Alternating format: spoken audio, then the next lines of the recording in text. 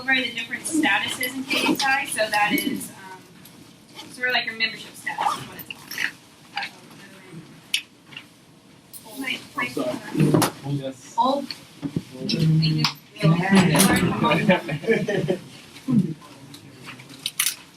All right. That's like good job. And then we're going to talk about the national and district structures. So, what do you feel makes a responsible active member? Anybody? Like actively participating in service on a regular basis. Okay, so meeting the service requirement. Zach? Regularly shows up to meetings. Okay, good one. Attendance. Anything else? Great. Promoting general goodwill for the band, like high spirits and enthusiasm. Yeah, I love it.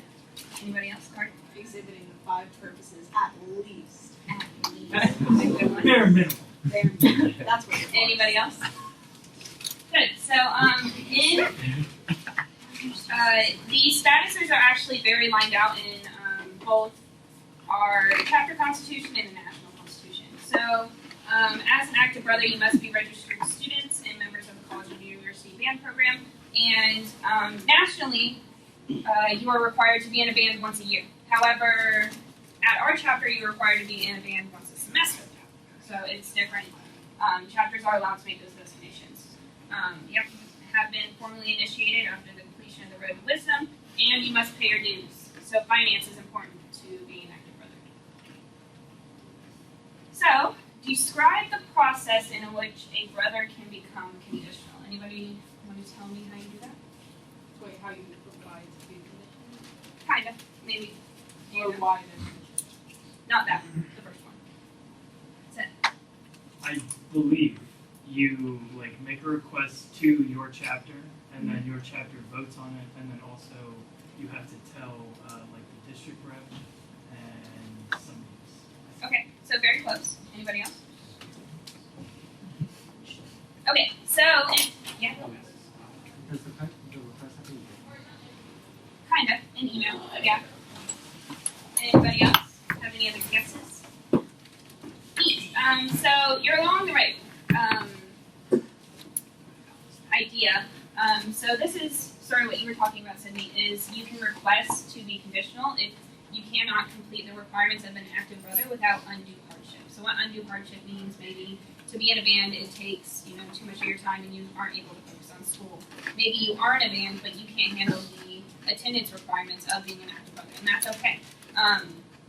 So they still have to pay the dues, and it is approved by a majority vote and approval from the sponsor and the director of bands. So what Bill was talking about was that you send an email to Allie, chapter president, and to Scott, and then they will then approve it, and then the chapter votes on it.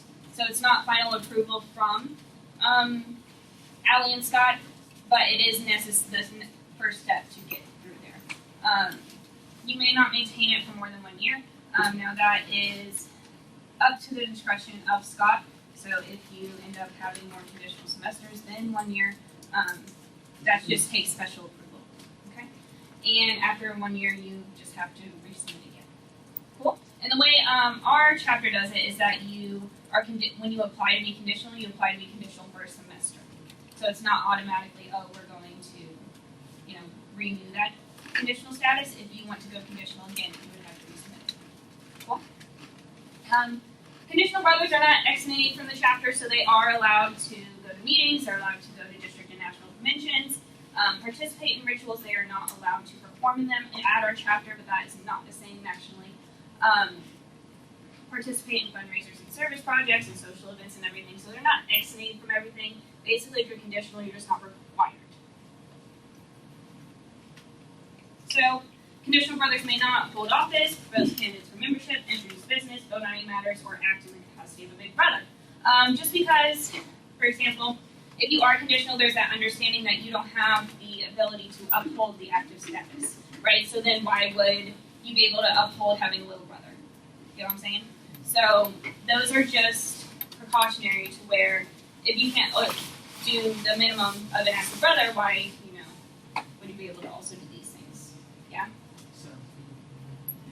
8. Inactive, so it's for active or associate members who are enrolled in school but do not pay dues and have no privileges. So inactive status is where you no longer choose to be a part of the chapter, but you're still going to school. So the expectation is that if you are still going to school, you are either a active or a conditional brother. Now, if you don't want to be active or conditional, then inactive is the way to go. However, going inactive means you lose all your privileges. You can't wear letters. You cannot go to any national or district conventions or anything like that. Now, if you went inactive and you want to come back, you just submit a letter in writing to the chapter, which would be to the chapter president, and you must receive a 75% vote back into the chapter, which is more than the conditional vote. It's more than a typical motion.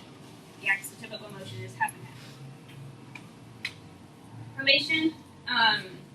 So this is if you look back here, these these two right here are all,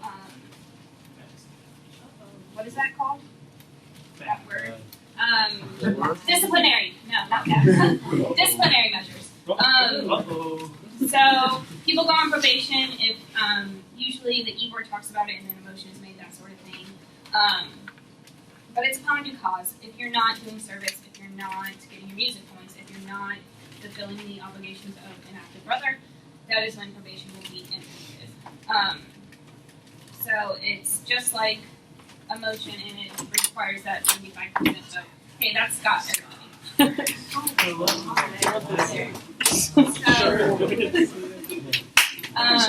And for probation, that person will be informed in writing the reason for their probation, the specified time period for them to make restitution, which is a fancy word, to make things better. And then they need to fulfill that obligation in that time period. And if they do not, they will either be put on probation again or to a more serious suspension. So upon due cause again. So this is, you're not doing your service, you're not getting your music points, like that sort of thing, right? Again, 75% vote and approval of chapter sponsor. Yes. So if you're like on the road to probation and or suspension, which I don't plan to do, of course. Comma. Like, can you choose to go conditional, like after you're already like in the middle of the semester? Yes. Yeah, you can go conditional at any time. Good question. Will it stop this? Like Yes. like the road? Yeah. Because these are statuses for active brothers. So suspension is a little bit worse than probation in that you're not allowed to participate in any fraternity events. So you can't go to socials, you can't go to chapter. Like it's real serious to that you like need to fix it. You know what I'm saying?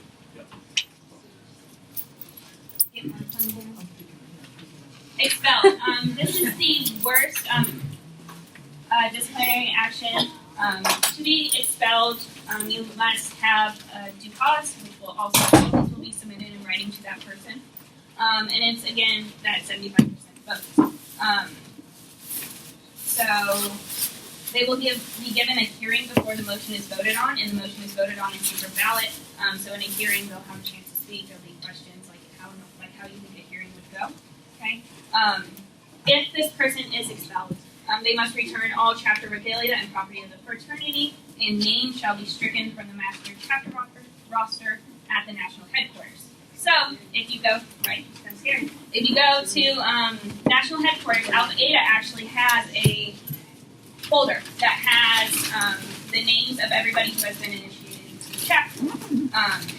And that's where they'll go, yeah, with your name, and then, you know what I'm saying? Yeah. Nice. Of course, he would never do this. Yeah.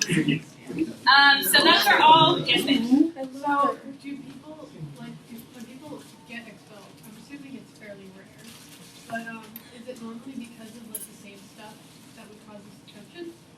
No. So usually expulsion is for much more serious things, and something like a probation or suspension is something like not doing your service or things like that. Usually expulsion is breaking laws or breaking like strict rituals of God. Like there's much more seriousness to that. Okay, you know what I'm saying? Yeah. Cool. Any other questions? Neat. Alumni. So alumni status is for active associate or conditional members who have completed their education and have terminated their affiliation with the university. So that means you can go alumni if, say, you're no longer taking classes. So that doesn't necessarily mean you graduated, but maybe you're no longer taking classes, right? So that is when you would go alumni. Okay? So you can, if you're not taking classes, or maybe you take medical leave, this is a case where you would go alumni. So right now, for example, Alyssa Baking is alumni status right now because she is not taking classes at the University of Florida. So then she cannot hold conditional status or any of the other statuses. So alumni is what she has to do. So whenever Alyssa comes back for the spring, we will have to vote on her. Yes, right here. So must be a registered student, da-da-da-da-da. You have to meet the requirements of an active member, and we vote that person back into the chapter. So for example, for example, Tyler Ewing was alumni. And whenever he wanted to come back into the chapter, we all voted on him, and then, he got to do his things as a master's student, but still meeting those active brothers requirements. Any questions? Yeah. Yeah. Would that apply to like if you're studying abroad and stuff like that? Mm-hmm. Yep. Also, Well, it depends if you're taking classes. Okay. So I studied abroad last semester, and I was conditional because I was it was an exchange, so it counted as a UF class. So it all depends on if you're taking UF classes. Yes, good. I was like kind of in and out when you were talking, but just in case you didn't say it, you can also go alumni status if you're taking like a semester off, like for any kind of reason, like mental health, whatever. If you're taking a semester off, you can go alumni. Beautiful. So now we're going to talk about national structure. So every 2 years, KDSI and TDS host a biennial national convention. 2017, it was in Orlando. This last summer, it was hosted in Stillwater, Oklahoma, and next NatCon will be in Grand Rapids, Michigan. It rotates around. It's pretty cool, right? It rotates around the districts. Usually it rotates around the districts. Last year it was in Stillwater, but that's because it was in Centennial. So that didn't necessarily follow our rotating thing, but because it was Centennial, we had it in Stillwater. Yeah? Yeah. So here's some pictures from this last convention. Here is Alpha Eta and Rachel Rosen. Here's Allie and some brothers from Eta. And here's me, and this is past national president Ken Corbett, who's a really neat guy. Actually, Ken Corbett was very much in charge of planning the national convention and the centennial celebration and everything like that. So they actually had, the National Council got t-shirts, and like the people involved in planning the centennial celebration that said Kentennial, which I think is really cool. And only they got one. I wanted to buy one, they won't let me. So, Boo! I'm wearing that shirt right now. No, I'm wearing this and you just didn't see it. Hi, that is us. This is Fall 16. That was there. This is Jerome, Adrian's bit. And then here is Blake, me, and Allie. Now, the Centennial Celebration was something that was only, obviously, at this convention. So, at the Centennial, they added this little stone here to commemorate the Centennial. And this is called Stillwater Station, which I will talk about. But at headquarters in Stillwater Station, everything like that, they had letters lined out so people could take pictures. It was really neat. Yeah. So this was just a really cool opportunity because we actually had the headquarters there and everything like that to take pictures and like actually see everything. So what happens? we do election of officers. So the people running for national office go to NatCon and sort of campaign and everything like that, although the campaigning starts way earlier. But that's a real place where they're able to talk to people and get chapters to vote for them, everything like that. We revise the National Constitution, as well as every 10 years we revise the ritual. However, that happened in 2017, so you're not going to see that again until 2027. Right?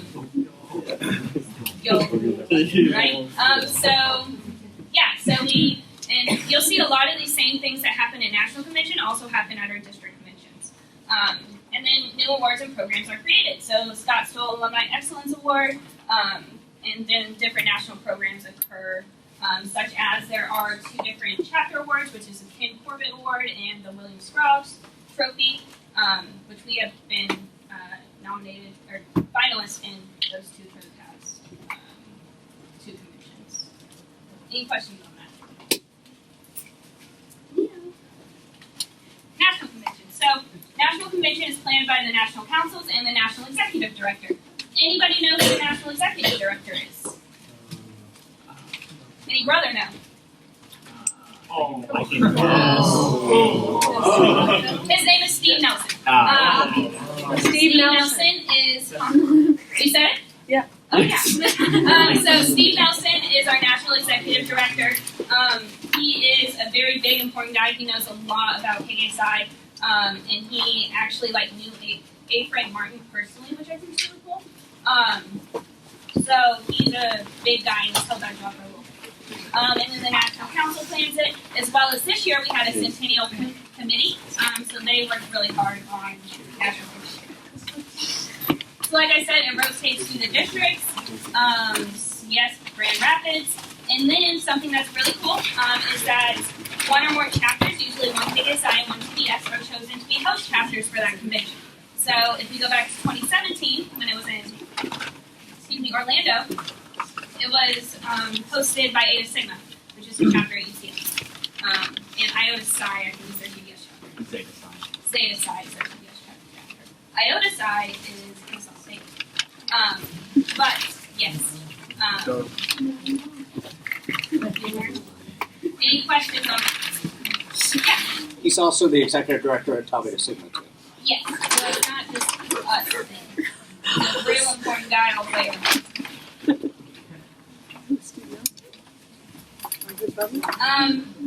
Something that's really cool that I think about a lot is all National Council members serve without compensation. So their job is in KKSI. We only have 7 people who are paid at headquarters to work for KKSI, and it's not the national. It's people like Di Spiva, who's our finance person, Debbie, I can't remember her last name, but she works at national headquarters. So all these people who are constantly doing work for the fraternity and driving us forward don't get paid for it. And I think that's super neat. You don't get paid to do KKSI. Well, you're not doing it yet, but you'll pay to do KKSI, right? Woo! Yeah! Can't wait to get So if they do travel, it's on the fraternity's bill. So if they go to district conventions, they fill out expense vouchers and then they get that money back. And that is approved by the national president and the national executive director. Fun fact, I'll also get in the district part, but your district officers get a budget to travel. And there's a form that you fill out and then you get your money back and everything like that, just because they're required to be there. So they shouldn't have to take thousands and thousands of dollars out of their pocket to just advance this fraternity. So that's a lot of what our dues goes towards. They're not eligible to serve as chapter proxies at conventions. So chapter proxies are, every chapter has a proxy at a convention. If they are not able to make it, they may choose someone to fill their place. And if they do not choose someone to fill their place, it gets filled alphabetically. Yes. And then there's a system of replacement if officer positions are vacant. Yada yada. That doesn't happen too often. So the National Council is comprised of these people, and we're going to go through them. The National President is Marco Kratanovich. He's from the new chapter at University of Michigan. So the National President is an executive officer. He's big top dog. Just as Allie is top dog of this chapter, she serves on all the committees. does for the entire program. National Vice President of Colonization is membership, and membership is Miss Jessica Lee. She is right here. Fun fact, Jack Lee is her husband, and he is a past national president. So it's in their blood. You know, their kids got to join KKSI.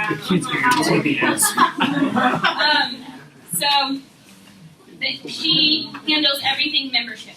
So colonization and membership. The Eta colony at Jackson State University is currently on their way to becoming a full chapter. So she deals a lot with that sort of thing, getting new chapters as well as updating the membership of the ones we already have.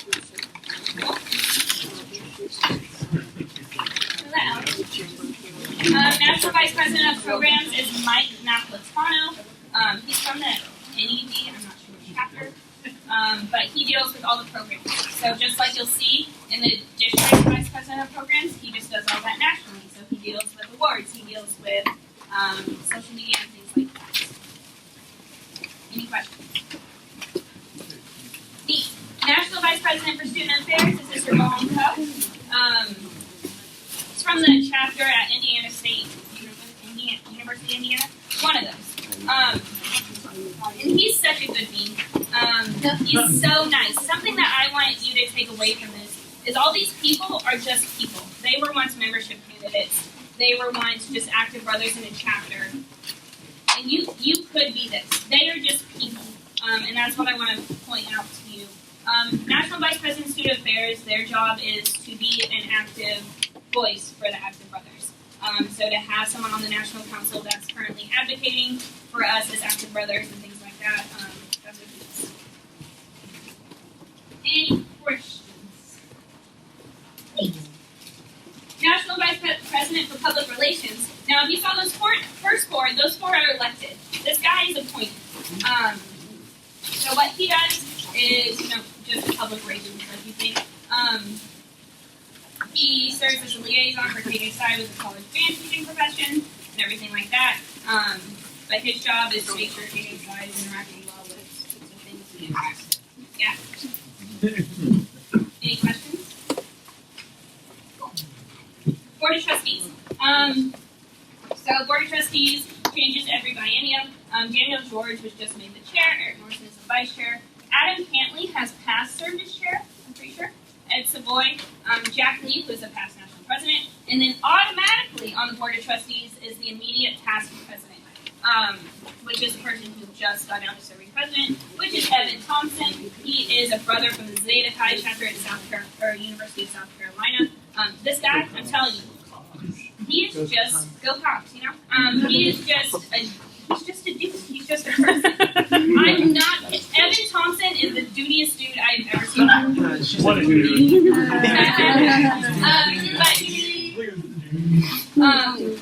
But that's just my point. It's like you can be just a dude, but if you have the work ethic and you have the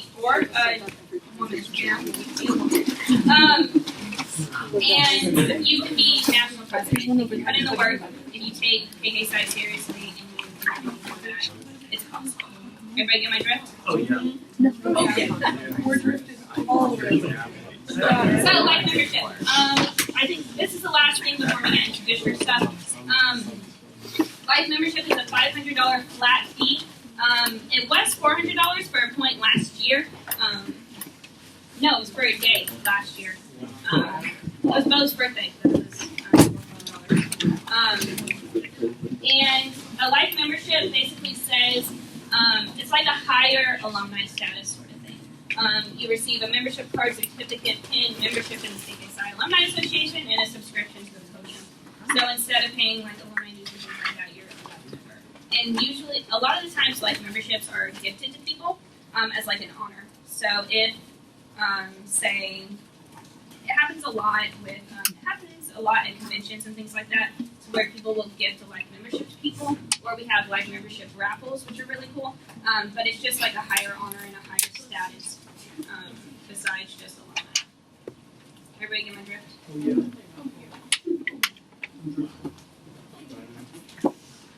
Districts. So the Southeast District is composed of Alabama, Florida, Georgia, Mississippi, North Carolina, South Carolina, and Tennessee. We are down here. learned all your geography from me. You're welcome. So this is the Northeast, North Central, Midwest, Western, and then Southwest. The Southeast District is the second largest district. The largest district is the Southwest District.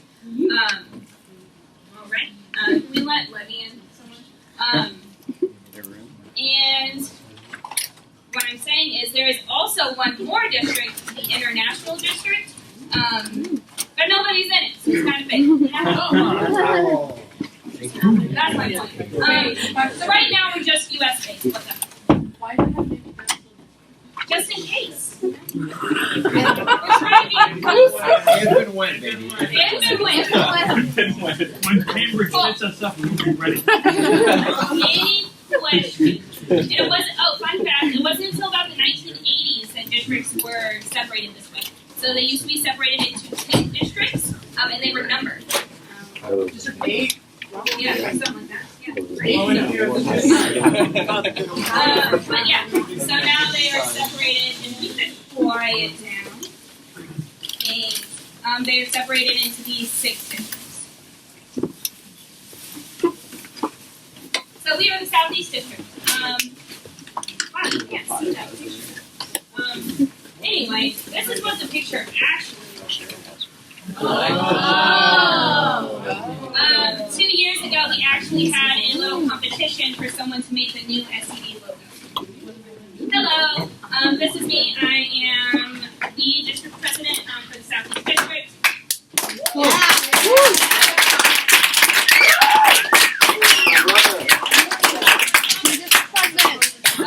So, what does Southeast District President do? It's a lot, and we're going to do an activity with this, and I hope you get the idea. But as the president of the Southeast District, I sort of run and facilitate the Southeast District.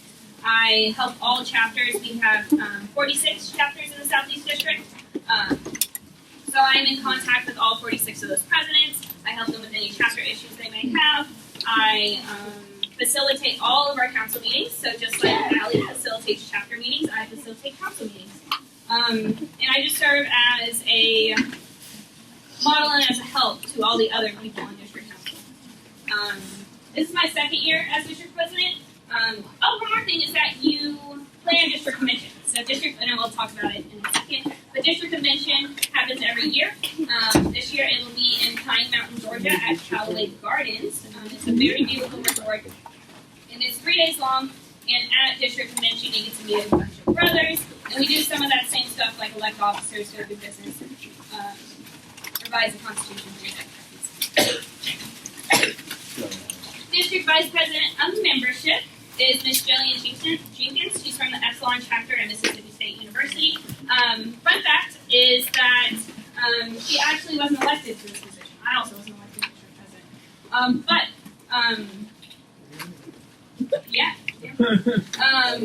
Jillian was actually appointed to this position. So if an office is vacant, we send out an application.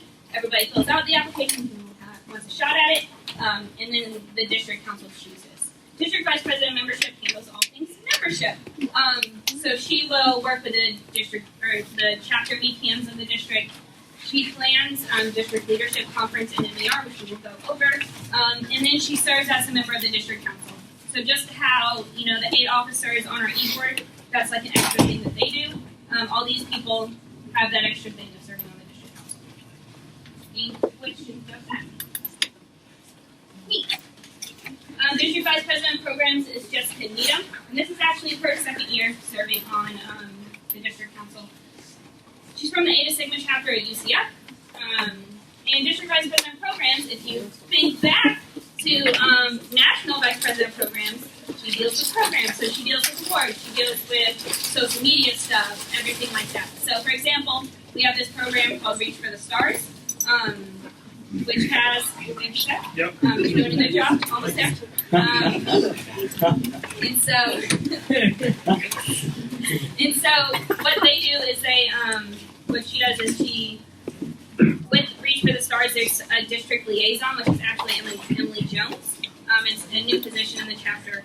But they work with the social media and things like that to try and promote the bands. Yeah. That's a good question. Oh, yeah. I just wanted to say, fun fact: we were in high school band. So What? it's a small world. You know, I'm actually in college band with the president. Yeah. Wow. All right, go ahead.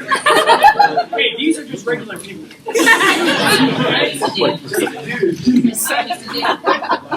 District Secretary Treasurer is Ms. Alpha Eta. She is from the Theta chapter at UAB. She was actually our host chapter representative for SED last year, so she got a big old taste of what it is to work on the district level last year, and she loved it, so she applied to be Secretary Treasurer. Now, all 4 of these positions are elected, which means you turn in an election packet before convention. It is 30 days before convention that has to be turned in. You start campaign, so that goes through Facebook pages, talking to people, things like that. And then you get to convention and you're there in front of people campaigning, answering questions, things like that. So, Secretary Treasurer does just what you think a Secretary Treasurer does. She takes minutes, she approves and handles our district money, and then she serves as a member of the district council. So she has that extra stuff. So this is the last of the elected positions. District Parliamentarian is Kyle Backus. He is from also the Theta chapter at UAB. He is so damn old. He's like in his 7th year of school. Destini's in her 6th. He was initiated in spring 14. Wow. If that tells you anything. Says he's still active in his chapter, is my point. Kyle was actually a very integral part in our district commission last year. And he, as parliamentarian, does what you think a parliamentarian would do. Now, district council is very chill in that we don't really care about parliamentary procedure in our council meetings. Take it back. You don't see it, so you don't know. But his big job comes at Southeast District Convention. So his big job is to, whenever we're doing elections, whenever we're voting on constitution changes, his job is to help keep me in check on parliamentary procedure and things like that. And he also serves as a member of the district council. However, he is appointed. So what happens if you want to be a district appointed position is April is when convention is, and then you go about in May or June. An application will be released. It's actually due by June 1st, yeah. So in May, an application will be released. Fill it out, and then you can get picked, and then you get to do a bunch of district council stuff. District webmaster is her real name's Calista Muncie, but she goes by Hallie. So she is from the Kappa chapter at University of South Florida, and she was actually initiated in spring 18, so that's not that long ago. So you don't have to be super old. In fact, I started in spring 17 this semester after I was initiated. You don't have to be super old to be a district officer. So you can do it, and you should to keep the line running that we got going at Alpha Eta. But district webmaster does just what you think district webmaster does. She maintains the website. She answers any IT questions or things like that. Yeah. Beautiful. Your district governors. You have 3 district governors. Craig Arthus is our oldest district governor. I think this is like his 5th-ish year. He is the director of band, not director of bands, assistant something director at Mississippi State University. He was initiated actually in the Pi chapter, which is Auburn University, but now he is the chapter sponsor also at Epsilon, which is Mississippi State. Aruba Gopal was initiated in the Kappa chapter. And she actually is the sponsor for Kappa. So this is ways that you can get involved even after you are out of school. This could be a chapter sponsor, for example, or to be a district governor. She actually started not this past year, but the year before. And then Caleb Graham is very new. He's just new this year. He's from, not 100% sure, but he just moved into North Carolina, so he is our governor up there. Yeah, so governors serve as like the adults of the district. They sit in on all council meetings, they give advice, they do things like that. It's a really cool job. You get to go to, they're considered part of the like national officers. So every district has district governors, Most districts have 3 district governors, but some do have only 2. We used to have only 2. Any questions? District events. Yes. So like I said, 1987 is when we went from 10 to 7. District Leadership Conference and Membership Education Retreat. That will be February 15th through 16th, hosted by the Epsilon chapter of KK Psi and the Zeta Iota chapter of TBS, and it will be hosted at Mississippi State University. It is a 2-day event. 1 day is for District Leadership Conference, 1 day is for MER. Free registration. So that's not the same thing with District Convention, but DLC and MER are free registration. So then you just got to pay to get there and to stay there. You know what I'm saying? Yep. It occurs every year, and there are workshops, there's brotherhood, and it's a whole lot of fun. You get to meet people. If you look here, DLC and MER were hosted at Florida State University last year by the Gamma Nu chapter of KK Psi and the Alpha Omega chapter of TBS. So this is all of us that were there. Neat. Oh, also, you see I'm dressed different than everybody else is because the district officers give workshops at the convention. So they plan workshops to give at the convention and then give those and sort of help facilitate the discussion. Any questions? It is. Okay. Southeast District Convention. Yes. It will be April 3rd through 5th, 2020. That's a little bit earlier than it has been in the past. Because, well, that's when Callaway Gardens was working with us, and we noticed that brothers were having trouble going because of their spring meetings. Like I said, it's in Callaway Gardens in Pine Mountain, Georgia. It's hosted by the Pi chapter of KK Psi and the Theta Lambda chapter of Tau Beta Sigma. That's Auburn. So Auburn's Pi, KK Psi chapter is Pi, the TBS chapter is Theta Lambda. So district convention, like I said, is 3 days long. You do business like elect your district officers, make changes, things like that. Yes, business. We elect district officers. There are committees. So part of the district president's job is to appoint committees.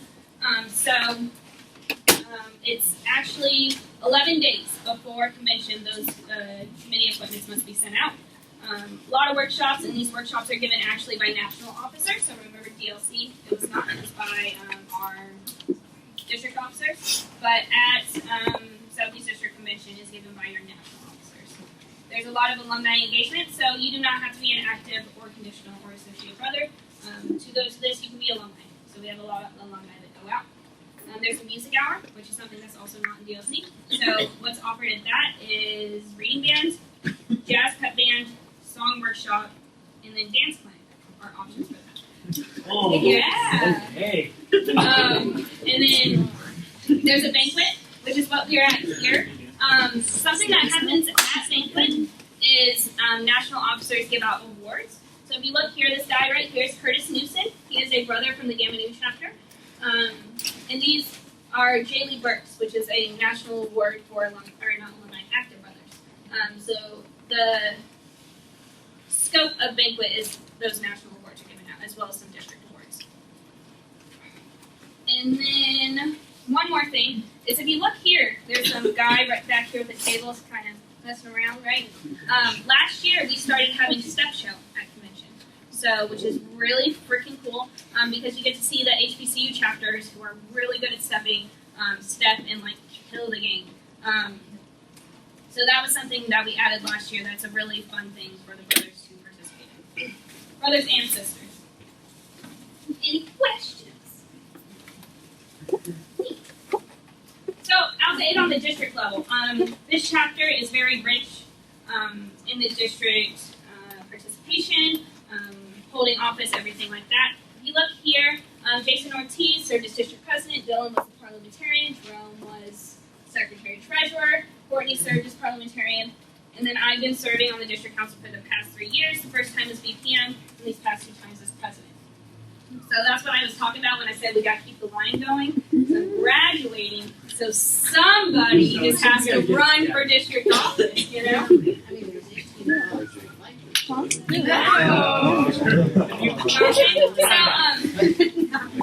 What I'm saying is that Alpha Eta is very involved.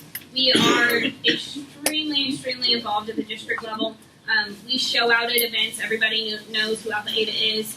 And it's just, you know what I'm saying? It's very cool. It's just a really cool opportunity to be part of that history. And then AFNO committee, Blake has served on the AFNO for 3 years. Yeah, so she served on the AFNO for 3 years.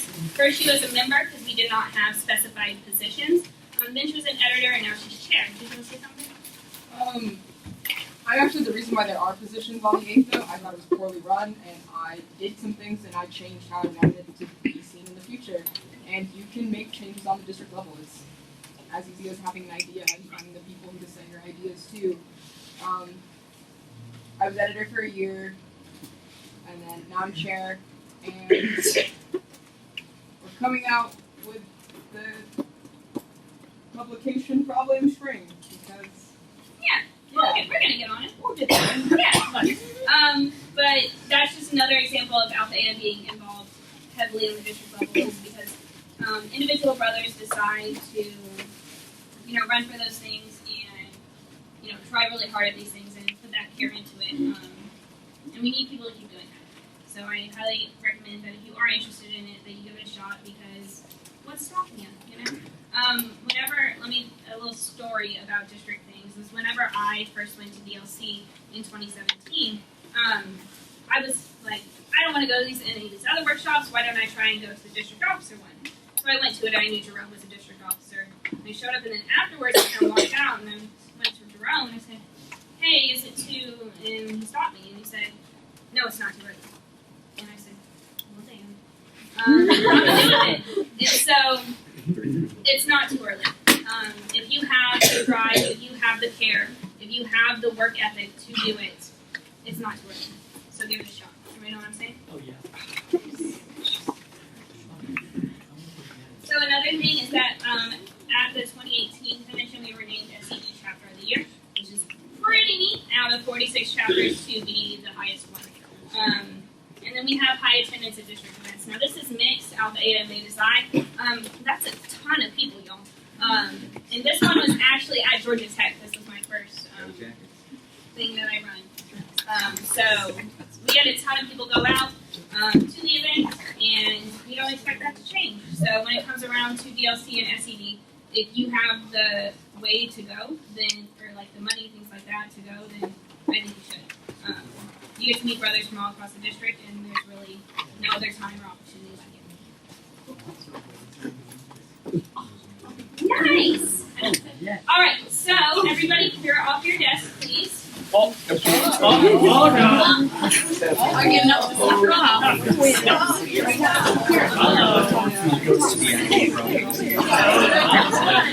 He just wasn't when we came.